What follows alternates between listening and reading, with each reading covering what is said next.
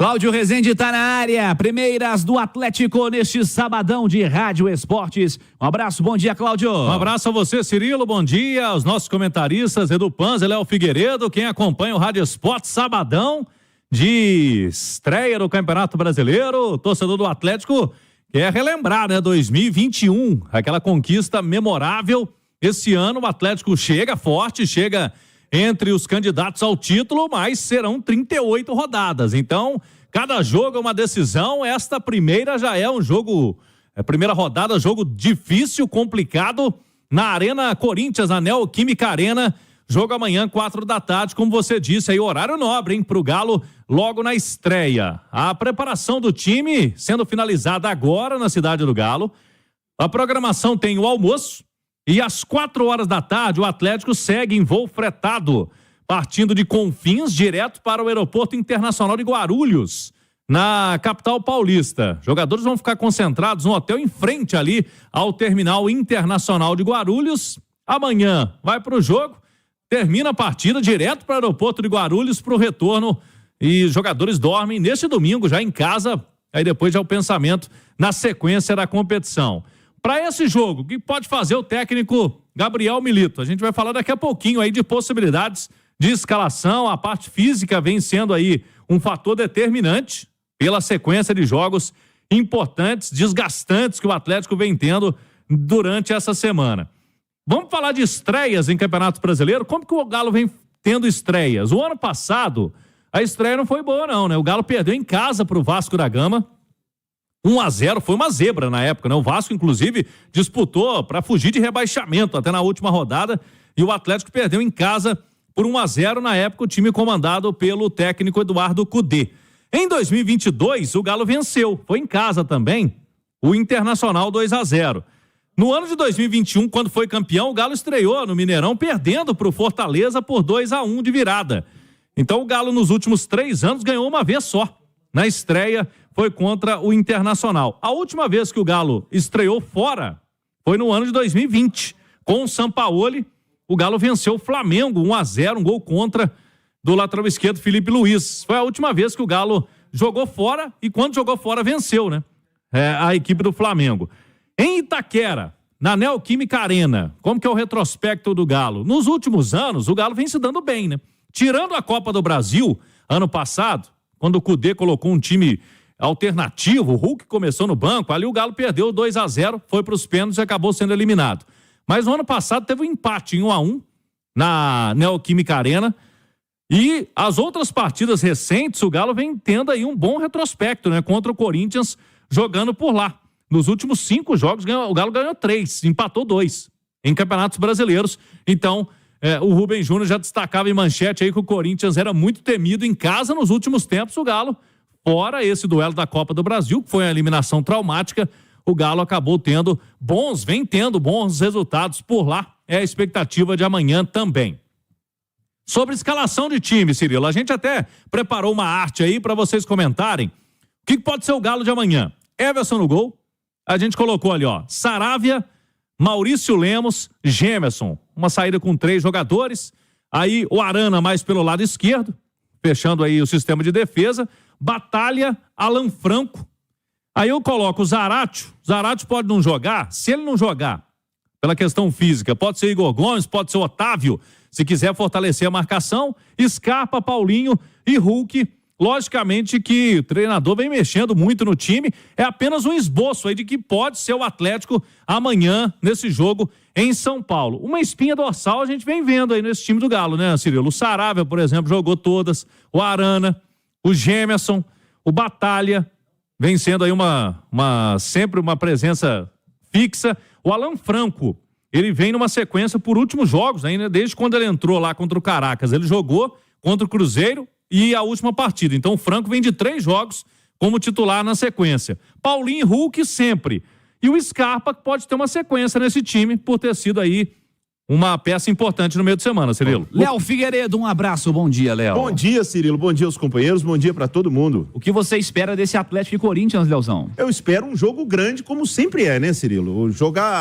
É um clássico do futebol brasileiro. O Galo tem um time melhor, isso é fato, um elenco melhor, mas o Corinthians não está num momento tão ruim assim. O Corinthians vem de um jogo fácil pela Sul-Americana, mas goleou, ganhou moral.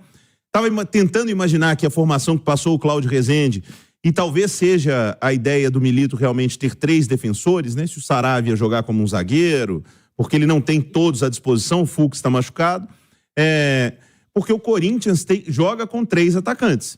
E a formação do Corinthians com 3 atacantes é muito bem definida, né? É o Yuri Alberto como centroavante, o Romero de um lado, o Wesley do outro. E o Wesley, inclusive, talvez seja a principal arma do Corinthians. Por mais que eles brinquem muito lá do Romero e tudo, que faz os gols, mas o Wesley é o driblador, é o menino que é uma revelação lá do Corinthians, dá mais trabalho. E ele joga exatamente no lado esquerdo de ataque da equipe paulista, onde, talvez para pegar a velocidade desse menino e ficar por conta dele, o Saravia, que tem muita velocidade, é muito bom em recuperação, vive um grande momento, faça ali um papel de zagueiro que não seria novidade para o Milito. Então, a escalação do Galo vai derivar também das possibilidades de como o Corinthians vai jogar, e o Corinthians deve ter esse ataque, o Antônio Oliveira não deve mudar. Se o Galo conseguir equiparar, pelo menos taticamente, com o Corinthians, tecnicamente o Atlético é superior. O Atlético tem jogadores melhores no meio-campo, o Atlético tem um ataque que não dá para comparar com o ataque do Corinthians. Então, independentemente de jogar em São Paulo, onde o Corinthians ganha muita força, onde a torcida pressiona, jogadores ganham confiança, e isso faz parte do jogo, o mental, a confiança faz parte do jogo. O Corinthians é um time mais difícil de ser batido na sua casa. Mas, mesmo assim, quando encaixadas as peças, não tem como não imaginar que o Atlético é favorito para o jogo, é melhor para o jogo. Então, tomara que o Galo arranque com o pé direito, porque eu tô bem Galvão Bueno esses dias. Ganhar do Corinthians é sempre bom, mas ganhar do Corinthians em São Paulo é melhor ainda. Que beleza, hein, Leozão? Gostou, né? Bem, amigos. Ô, Edu Panzi, um abraço, bom dia, tudo bem, Edu? Haja coração, né? Não é fácil não, né? Ô, Edu, o que você tá esperando desse Atlético e Corinthians em São Paulo? Cirilo, um abraço para vocês. Eu acho que a expectativa pelo Atlético, ela vai além do próximo adversário, além do Corinthians, né? O Galo precisa evoluir em alguns aspectos e cortar o cordão umbilical em alguns outros aspectos. Por exemplo, o Atlético, quando sai na frente no marcador, ainda é um time que, não sei se automaticamente dá uma recuada, deixa de ser aquela equipe pressionante, que é uma característica do novo treinador, e volta a ser o Atlético do antecessor, e aí não vai uma crítica do que é melhor ou do que é o pior, mas sim uma constatação daquilo que o time precisa ser a partir de agora.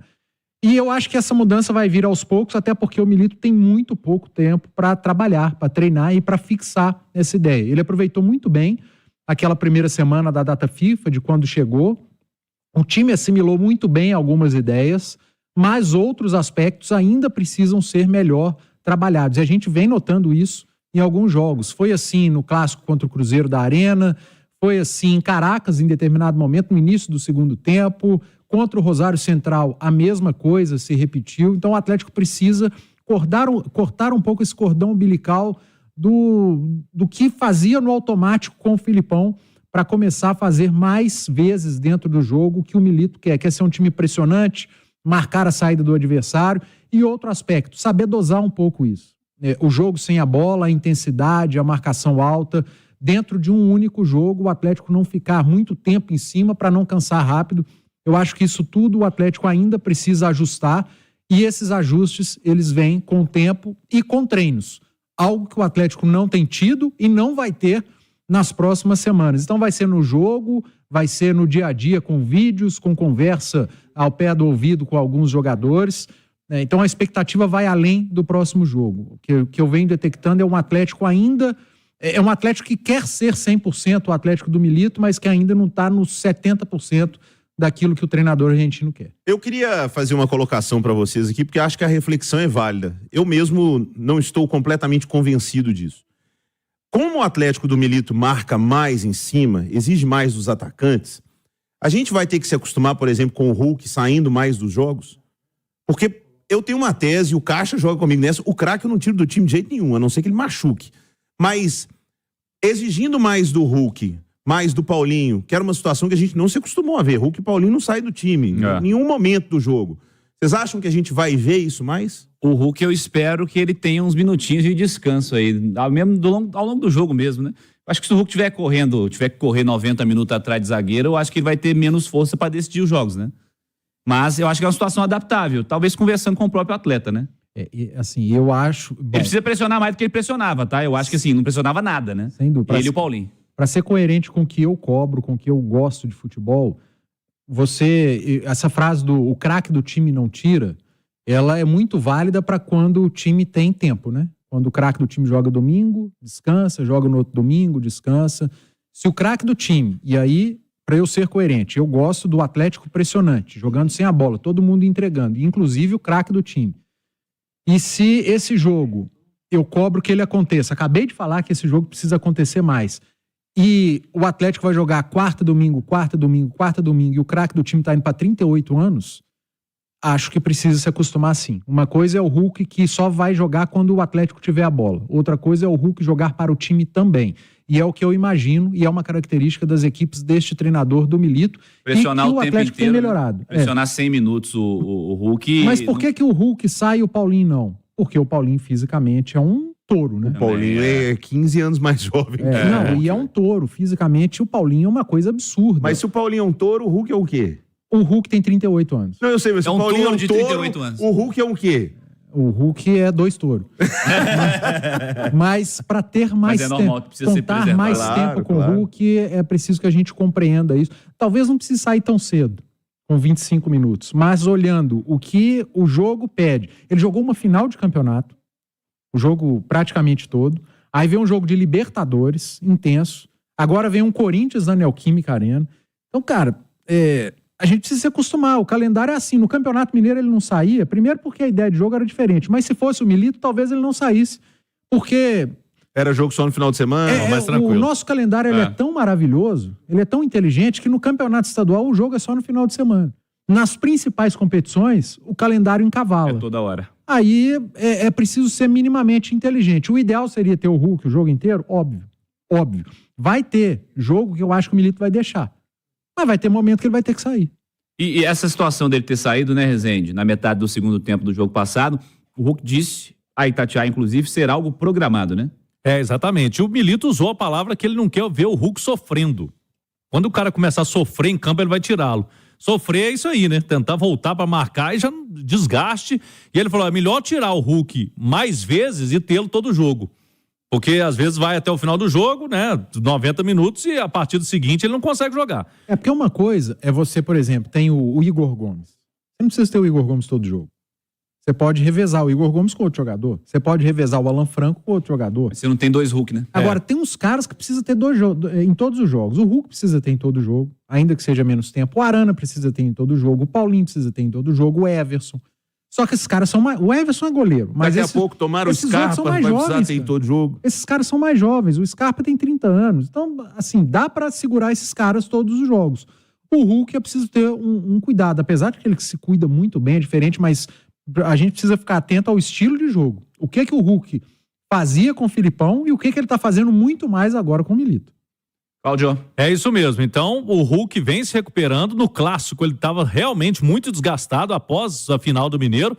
Fez um trabalho intensivo para jogar na quarta-feira. Na quarta, ele mesmo disse, né, nessa entrevista aí, Cirilo, que após o jogo na zona mista Itatiaia, que ele não sentiu nada igual no clássico. Não estava tão cansado assim, mas, de qualquer forma, tem a recuperação para o jogo de amanhã na Neoquímica Arena.